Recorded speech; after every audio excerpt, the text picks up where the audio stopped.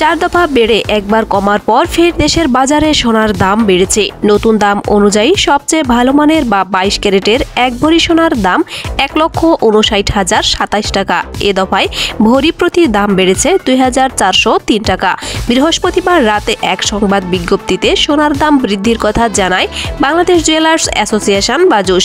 আজ বিকেল পর্যন্ত দেশের বাজারে ভালো মানের 1 ভরি সোনার দাম ছিল 1,56,624 টাকা, যা মাত্রই গতকাল 9 এপ্রিল থেকে কার্যকর হয়।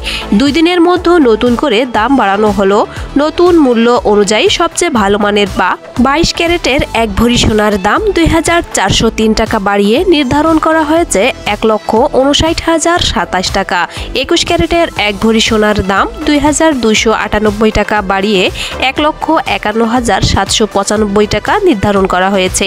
18 ক্যারেটের 1 ভরি সোনার দাম 1,971 টাকা বাড়িয়ে 1,30,112 টাকা নির্ধারণ করা হয়েছে।